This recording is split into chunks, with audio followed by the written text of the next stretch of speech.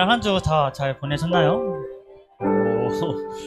갑자기 좀 날씨가 더워져서 정말 여름이 왔다라고 얘기를 할 수 있을 것 같은데, 오늘 이 시간 분주하고 좀 정신없는 생각들을 좀 내려놓고 차분한 마음으로 함께 세비청 예배를 드리기를 원합니다. 예배자 함께 찬양 부르면서 마음을 하나님께 집중했으면 좋겠습니다.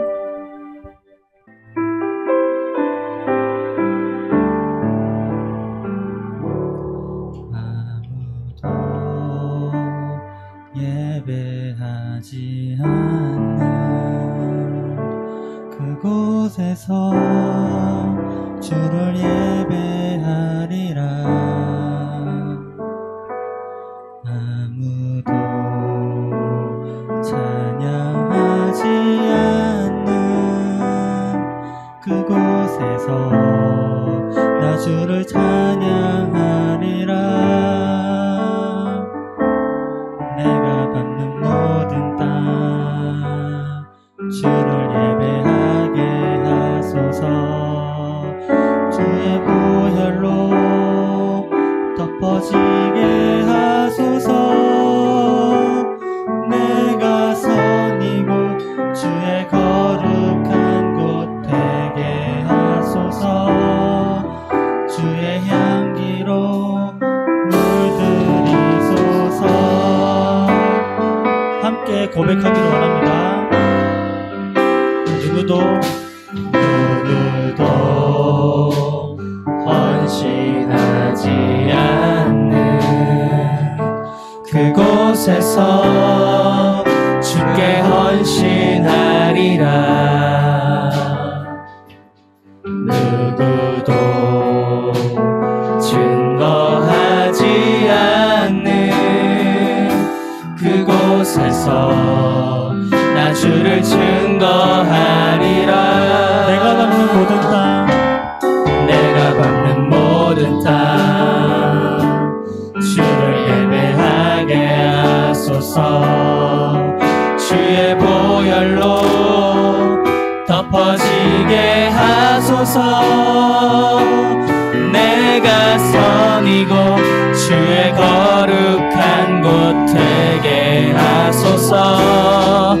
주의 향기로 물들이소서. 내가 밟는 모든 땅 주를 예배하게 하소서. 주의 보혈로 덮어지게 하소서. 내가 선이고 주의 거룩한 곳 되게 하소서. 주의 향기로 물들이소서. 이 시간 함께 기도하기를 원합니다. 예배하기 어려운 상황과 환경 속에서도 온전히 하나님을 찬양하는 예배자가 되게 해달라고, 또 나를 통해 이 땅에 주의 보혈이 덮어지기를 원한다고 함께 기도하면 좋겠습니다. 기도하겠습니다. 네, 안녕하세요. 네, 바로 이어서 간증까지 맡게 된 한지훈이라고 합니다. 제가 노래를 못 불러서 목으로 부르는 바람에 목이 좀 안 좋은 거 이해 부탁드리고요. 저번 주 말씀에 보면은 솔로몬은 약 7년 동안 어마어마하게 큰 성전을 지었습니다. 그리고 그 성전을 언약궤로 성전 건축을 마무리하게 되는데요. 솔로몬은 그 힘든 성전 건축을 하고 나서도 끝내지 않고 가장 중요한 성전 그 법궤와 회막을 성전에 갖다 놓습니다. 그 안에는 정말 화려하고 멋있지도 않은 그 돌판 2개, 그냥 하나님께서 이스라엘에게 주신 그 언약 2개가 언약이 적힌 돌판 2개가 담겨 있을 뿐인데요. 그 언약궤가 정말 그 성전보다 그 어느 것보다 귀하고 중요한 것입니다. 제가 모르시는 분들이 설명하면 저는 선교단체 간사를 하고 있는데, 거기서 믿지 않는 사람들에게 복음을 전하다 보면, 또 학생들에게 말씀을 가르치다 보면 많은 거절과 실패를 경험하게 됩니다. 저는 그럴 때마다 복음을 좀 숨기거나 좀 다른 걸로 포장하려고 했어요. 복음 앞에 치킨이나 아니면 학생들이 좋아하는 게임, 아니면 여행, 그런 것들로 믿지 않는 사람들이 흥미를 가질 수 있을 다른 무언가로 먼저 다가가고, 그 나중에서야 복음을 살짝 스며시 보여주는 그런 방법을 사용했고 또 말씀을 가르칠 때도 솔직히 설교 좀 지루하잖아요. 졸리고 말씀을. 근데 그럴 때마다 어떤 말씀을 전해야 될까가 고민이 아니라 어떻게 해야 학생들이 조이지 않을까? 어떻게 해야 학생들이 좀 더 집중해서 들을 수 있을까?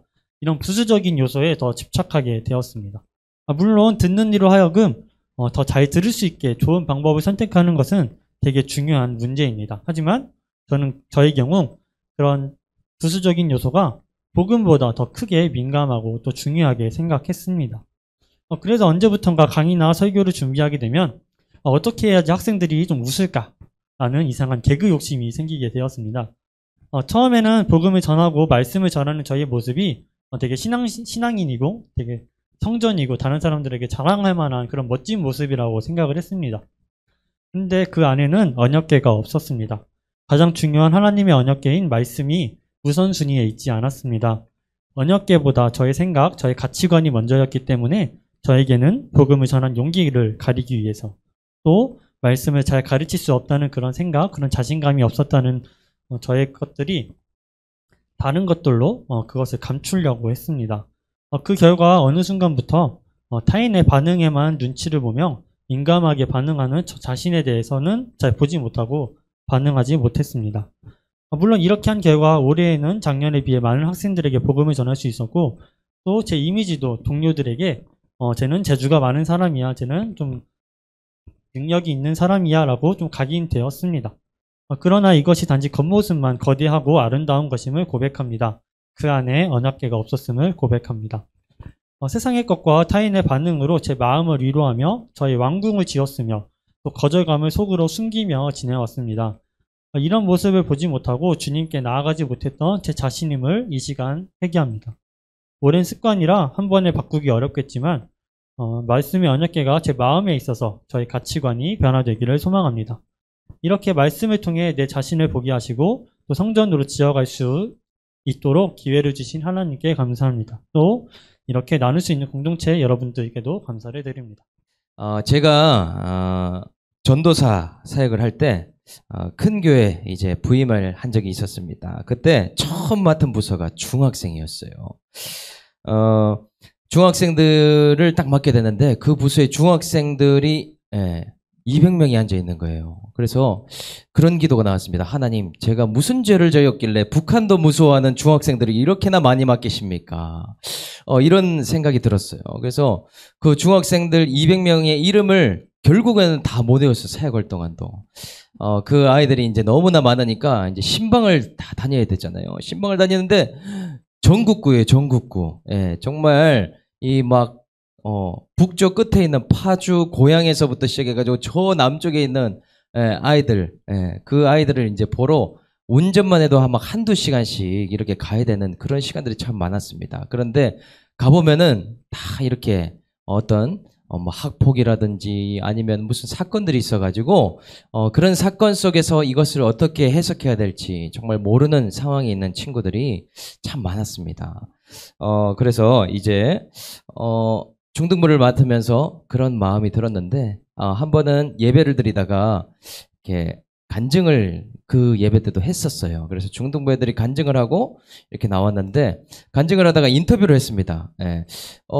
친구야, 너는 전도사님의 전도사님을 딱 봤었을 때 전도사님이 큰 죄가 뭔 것 같아? 이렇게 이제 제가 질문을 했죠. 옆에 간증을 하고. 근데 그 친구가 저에게 이렇게 대답하는 겁니다. 전도사님의 죄는 설교가 너무 노잼이에요. 그때 이제 청소년부에 이런 어록이 돌아다녔습니다. 그 무엇보다 무시무시한 죄는 노잼이 가장 큰 죄다. 뭐 이런 이제 이런 게 돌아다녔었는데 참 그때 이제 이야기를 들으면서 눈높이에 맞추는 게 얼마나 힘든 일인지 이렇게 보게 되었습니다. 우리 세비청 얼마나 스펙트럼이 넓습니까? 우리 중학교 1학년에서부터 한 30에 가까운 이런 청년부까지 함께 모여 있으니 참 다양하지만은 오늘 그럼에도 이곳에 하나님 함께 하시고 은혜를 부어주시는 그런 시간이 될 줄 믿습니다. 네, 오늘 말씀 본문의 제목을 보니까 요즘 사이코로스가 유행이라고 하는데 제목이 방심한 사이에 정말 이제 오늘 견고함이 무너지는 그런 내용입니다. 지난주까지 솔로몬을 보니까요, 20년간 건축만 했습니다. 자기 성전과 궁궐을 완성했죠. 그런데 오늘 본문에도 보니까 또 다른 것을 계속 짓는 모습을 보입니다. 솔로몬 생각에는 이제 어떻게 하면 이 왕위를 가장 견고하게 할 수 있을까? 이런 생각을 하고 있는 것 같아요. 그래서 그 방법을 찾은 것이 뭐냐면 이제 본격적인 전쟁과 침략에 대비한 성읍들을 짓자. 그리고 국고성, 전투에 필요한 장비들을 모아놓고 식량을 모아놓는 국고성을 짓고 또 병거와 마병성들을 지어서 이제 앞으로 이 왕위를 꾸준하게 이어가도록 하자. 이런 오늘 행동을 하고 있습니다. 그리고 뿐만 아니라 솔로몬은 이제 정치적으로도 좀 이익을 얻기 위해서 이방 나라들의 공주들을 자기의 아내로 삼아서 정략 결혼을 했다는 것이죠. 그런데 여러분, 솔로몬이 이 성전이 완성될 때까지만 해도 하나님을 사랑하는 마음이 있었고, 이 은혜로 하나님께 이 왕위의 자리에서 예배하는 그런 나라로 만들겠다 하는 결단이 있었는데, 어느 순간부터 하나님의 율례와 법도를 떠나게 되고 불순종하게 되고 점점 하나님보다 다른 것들을 사랑하면서 오늘 나아가고 있는 모습을 볼 수 있게 됩니다.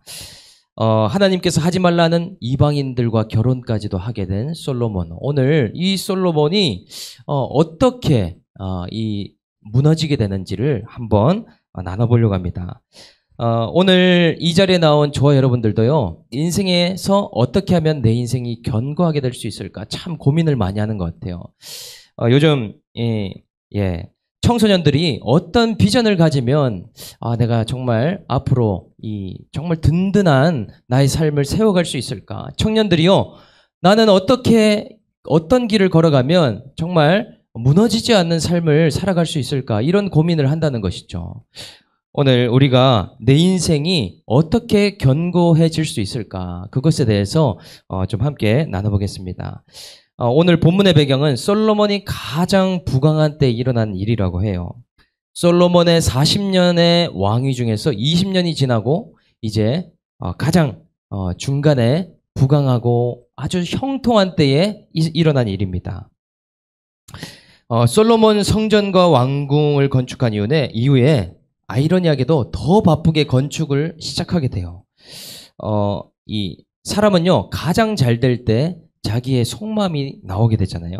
솔로몬의 계획은 원래 성전을 짓고 자기 왕궁을 짓는 것까지만 생각을 했었습니다. 그런데 물질이 많고 주변 나라들이 도와주고 그러다 보니까 이제 더 어떻게 보면 불필요하지만 더 많은 것들을 욕심내서 건축을 짓게 됐다는 것이죠.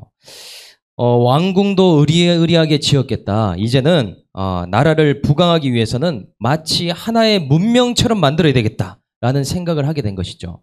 그러다 보니 거대한 성을 쌓기 시작하고 건축물을 아주 화려하게 만들기 시작했다는 거예요. 여러분들 생각해 보십시오. 우리가 이집트 문명이나 잉카 문명, 이런 유명한 메소포타미아 문명, 이런 문명들이 강줄기를 따라서 이 농경 사회가 형성되기도 하지만은 거기에는 신전과 또 도로와 목욕탕과 수많은 건축을 통해서 그 문명을 지어가는 것을 볼 수 있다는 것이죠. 오늘 솔로몬도 그런 마음이 들었다는 거예요. 그러니까 솔로몬이 이왕 왕이 된 김에 다윗을 이어서, 내 아버지 다윗도 부강했지만 이 다윗을 이어서 이스라엘이라는 나라를 이 세상의 만방에 알리고자 그런 계획을 가지고 이런 건축을 시작하고 있다는 겁니다.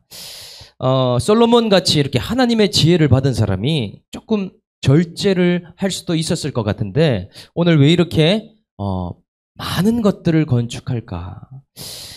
이 모든 사람이요, 환경에는 장사가 없죠. 우리가 그 자리에 가면 그렇게 되는 것들이 있습니다. 나는 부모님 같이 살지 않아야지 하지만 막상 내가 부모의 자리에 가면 또 잔소리를 하고 있는 나의 모습을 보게 되는 것이고, 정말 또 나는 정치에 가면은 저렇게 이익을 따라서 쫓지 않겠다 하지만 그 자리에 가면 할 수밖에 없는 모습들이 있다는 것이죠.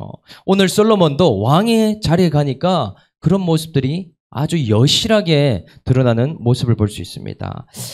그런데 오늘 솔로몬이 이렇게 잘 짓고 견고한 성읍들을 지으면 좋은 것이라고 생각이 되는데 오늘 성경에서는 문제라고 얘기하고 있다는 것입니다. 이게 도대체 무슨 말일까? 솔로몬이 참 이상하게도요, 하나님의 율례와 법도를 알면서도 어기고 있다라는 것입니다. 솔로몬이 말씀도 잘 알고 아버지 다윗을 따라서 하나님이 어떤 분이신지를 다 아는 사람이었어요. 그런데도 본인이 정작 내려놓지 못하는 것들이 오늘 본문에 선명하게 나오고 있다는 것입니다. 솔로몬은요, 지금 이렇게 율례와 법도를 떠날 수밖에 없는 상황이 본인 나름대로 있습니다. 솔로몬은 왕이 돼 보니까 쉽지 않은 부분이 있는 거예요. 리더가 돼 보니까 이 왕이, 이 나라가 그냥 예배만 드려가지고는 금방 무너질 것 같은 두려움들이 있다는 것이죠. 신경 쓸 일이 너무나 많습니다. 신하였다면 생각도 하지 않았을 일인데 왕이 돼 보니까 나라의 이 부강과 전투가 일어났을 때 대비하는 것들과 수많은 변수들을 생각하면서 이것들을 건축하지 않으면 안 되겠다라고 생각했다는 것입니다. 그냥 성전에서 예배만 드리고 있으면 우리나라가 완전히 망할 수도 있겠다. 그 생각까지 이제 하게 됐다는 것이죠. 그래서 정말 이 솔로몬은 이렇게 할 수 있을 때 해봐야 되겠다 생각을 했다는 것이죠. 해보지 않았을 때 후회할 수도 있기 때문에 오늘 이렇게 이야기를 하고 있습니다. 사람은 그래서 자기가 형통할 때 밀고 나가려고 하는 의지가 더 강해지는 것 같아요. 내가 뭔가 잘 되고 형통하고 견고하게 되어질 때 자신의 모습을 보기 어렵고 그 욕심을 따라서 계속 나아가게 됩니다. 후회하지 않는 인생을 살아보려고 더 그거를 강화시켜서 나아가더라는 것이죠. 그래서 솔로몬은 오늘 너무나 자신의 인생이, 자신의 나라가 견고하게 잘 세워지고 있다라고 생각하고 있다는 겁니다. 이 성읍들을 바라볼 때요, 마음에 든든함을 얻습니다. 그리고 수많은 여인들을 이 자기 아내로 맞이했잖아요. 수많은 아내들을 바라보면서 자신 마음 안에 어떤 만족감을 누리고 있습니다.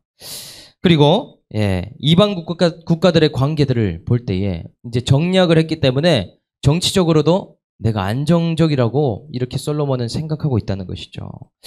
솔로몬은 지금 너무 형통해서 말씀을 버리고 가는데도 그것을 모르고 하나님이 이 모든 것들을 다 해주셨다라고 생각하고 있다는 것입니다. 오늘 솔로몬의 착각은 무엇일까요?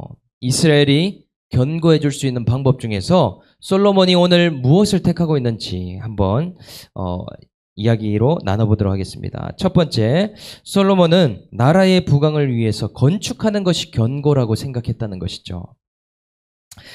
솔로몬이 하맛소바를 쳐서 점령도 하고 오늘 이 본문에 보니까요, 광야의 다드몰이라는 것을 건축했다고 합니다. 여러분들은 그냥 이렇게 솔로몬이 많은 것을 건축했겠지, 그냥 어느 정도 정말 대단한 부귀와 영화를 누렸겠지 생각을 할 텐데 오늘 사진을 한 가지 가져왔습니다. 다드몰이라고 하는 다드무르, 시리아 쪽에 있는 건축물인데 솔로몬이 지은 사진을 한번 띄워보겠습니다. 이것은 지금 이제 시간이 지나서 많이 무너진 것들인데 이 건축물들이 세 장이 있습니다. 넘겨보면 수많은 신전들과 수많은 것들을, 도로와 이런 것들을 다 만들어 가지고요, 정말 광야에서 본 적이 없는 것들을 솔로몬이 세웠다는 것이죠. 어마어마한 인적, 물적 자원을 투자해 가지고 솔로몬이 수많은 것들 중에 광야에 있는 하나의 건축물에 불과합니다. 저것이. 그러니까 솔로몬은 다윗에 이어서 수많은 이방 국가들과 해상무역을 하면서 이런 것들을 지어 나갔다라는 것이죠. 여러분, 이 국고성, 그리고 성읍을 짓는 것이 얼마나 중요하냐면은 이 성읍 하나로 전쟁을 이기냐 지느냐에 달려있기 때문인 것이죠.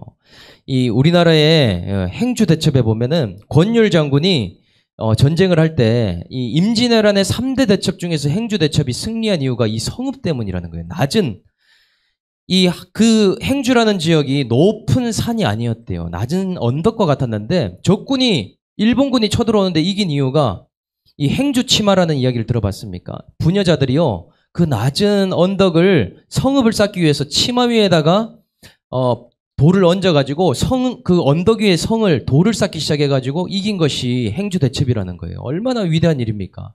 그 정도로 이 막상 고대 국가에서는 전쟁이 터지면은 성읍이 없으면 그냥 그대로 뚫리기 때문에 병거들과 마병들이 쳐들어오기 때문에 성읍을 무조건 쌓았다는 것이죠. 오늘 솔로몬은요, 이 성읍을 쌓는 것이 견고한 것이다 생각하는데 하나님은 그렇게 말씀해 주지 않고 있습니다. 하나님이 견고할 수 있는 방법은요, 그것은 말씀의 벽돌을 쌓아가는 것이라고 이야기해 주신다는 거예요. 다윗을 통해서 율례와 법도를 떠나지 않으면 네 왕위를 견고하게 하리니 라고 말씀하신다는 거예요. 하나님께서 함께 하는 것이 진정한 견고이다. 인생에서 누릴 수 있는 최고의 견고는 하나님이 함께 하는 그 자체가 견고라는 것을 하나님이 알려주고 계시다 한다는 겁니다. 건축을 많이 하는 것은 왕위를 견고하게 하는 것이 아닙니다. 이방 국가들과 정략 결혼하는 것이 견고한 것이 아닙니다. 이것은 인간적인 처세일 뿐이고 하나님을 모르는 왕들도 다 하는 일들인 거예요. 하나님은 그렇기 때문에 오늘 솔로몬에게 그 견고의 방법이 아니라 하나님이 보시는 견고가 무엇인지 분명하게 알려주신다는 겁니다. 오늘 솔로몬 두 번째, 본인이 견고해질 수 있는 방법을 무엇이라 생각했느냐? 이방 국가들과 동맹을 맺고 이방 여인을 데리고 와서 아내로 취하는 것이 이것이 견고한 방법이다 생각했다는 것이죠. 그런데요, 이 솔로몬이 성전이 지어졌을 때 정말 아이러니한 기도를 합니다. 무슨 기도 내용이 나오냐면 여호와 하나님, 이방인들이 이 성전을 향하여 기도하거든 그들의 기도를 들어주시옵소서. 이런 기도를 성전이 완성되었을 때 했다는 것이죠. 그런데 나중에 보니까 이방인들을 성전에 데려오는 것이 아니라 본인이 신전에 끌려가서 하나님을 버리고 그 신들을 섬기는 모양이 되었습니다. 우리도요, 가끔 전도하다 보면 목사님도 IVF 출신인데 그때 당시에 지성적인 그리스도인을 부르짖으면서 아침 8시마다 DPM이라는 기도에 나아갔어요. 다 같이. 그때도 막 대표로 오늘 성령에 감동되신 분 기도해 주십시오 하면 리더들이 보통 기도를 하는 겁니다. 그런데 그때도 간사님들이 그런 얘기를 많이 하셨어요. 우리가 술자리까지 다 들어가가지고 술자리에 있는 영혼들을 다 데리고 옵시다. 이렇게 해가지고 갑니다. 우리 리더들이 술자리에 갔는데 문제는 뭐냐? 갔는데 그 자리에서 본인이 술을 마시고 와. 본인이 택시에 태우고 이제 해서 정말 이제 교회로 데리고 오고 IVF로 데리고 오고 하려고 했는데 그렇게 데려오는 사람은 한 사람도 없고 본인이 술에 취해가지고 막 덩달아 막 모임에 안 와요. 안 와. 그런 상황까지 가더라는 것이죠. 또 어떻습니까? 예. 우리가 이렇게 정말 누군가를 상담해주기 위해서 막 그 사람을 데리고 가는데 그 사람과 어디 또 놀다 보니까 여행에 가게 되고 또 불필요한 모임에 계속 끌려가게 되더라는 것이죠. 그런 것처럼 우리가 오늘 솔로몬이 그렇게 이야기를 하는 거죠. 성전에 이방인들이 와서 기도하거든 들어주십시오 했는데 본인이 끌려가는 일을 당했다. 그래서 이 솔로몬이 무엇을 했느냐? 이방 여인과 결혼하지 말라고 했는데 결국은 결혼을 합니다. 얼마나 많이 했느냐? 이 후궁이 700명이고 첩이 300명에다가 그 위에 처들이 또 수두룩백백인 거예요. 예, 우리 형제들은 너무나 부러워하는 인생일 수 있지만은 그 한 명의 여인도 감당하기가 힘든데 1000명이 넘는 여인들을 정말 바라보면서 이것이 견고한 방법이 될 수 있다. 이방의 국가들을 이렇게 마음을 얻기 위해서 이런 일을 했다는 겁니다. 처음이 어렵지 계속 하면 이제 쉬워지잖아요. 이 여인들을 나중에는 하나님과 상관없이 그냥 그렇게 다 맞이하게 드렸다. 이렇게 이제 얘기를 하는 것이죠. 근데 이 애굽 공주를 아내로 맞이했는데 이 애굽 공주를요 절대로 데리고 가지 않는 한 장소가 있는 거예요. 솔로몬이 어디에 데리고 가지 않느냐면 다윗 왕궁이라는 곳에는 절대로 데리고 가지 않는 것이죠. 거기에 법궤, 언약궤가 있었던 자리라서 데리고 가지 않는 거예요. 왜냐면은 예전부터 언약궤가 있던 자리나 언약궤의 근처에만 가도 죽는 일들이 많이 있었던 거예요. 우사라는 사람도 보면 언약궤를 잘못 만졌을 뿐인데 그 자리에서 즉사하잖아요. 자기가 사랑하는 애굽 공주가 혹시나 법궤의 근처에만 갔다가 죽게 될까봐. 죽게 되면 얼마나 무서운 일이 생깁니까? 바로 애굽의 나라에 이제 장인어른이 있는데 자기 딸이 죽은 것을 알면 이제 적국이 되는 것이잖아요. 그러니 오늘 이 솔로몬은 이 여인들을 다윗 왕궁에는 절대 얼씬도 하지 못하게 하고 다른 왕궁을 지어서 그 공주들을 넣게 해주려고 이렇게까지 얘기를 하고 있는 것이죠. 하나님은 그런데 오늘 이 다윗과 솔로몬에게 이 정략 결혼이 아니라 진짜 견고한 방법은 뭐냐면 너는 통혼하지 말고 반드시 그들이 너의 마음을 돌려서 이방 신들을 따르게 할 것이다. 이 말을 너는 들으라. 이렇게 말씀했다는 것이죠. 하나님은요, 솔로몬이 이성에 약하고 다윗도 이성에 약했기 때문에 통혼에 대해서 말씀하시는 하나님이셨습니다. 무엇에 가장 잘 넘어지는지를 이 왕의 어떤 이 가정을 다 아시고는 하나님이 미리 말씀해 주셨다는 것이죠. 든든한 요새와 바위는 정략 결혼과 건축하는 것이 아니라 바로 하나님 자신이라. 오늘 하나님의 말씀이라고 얘기해 주신다는 겁니다.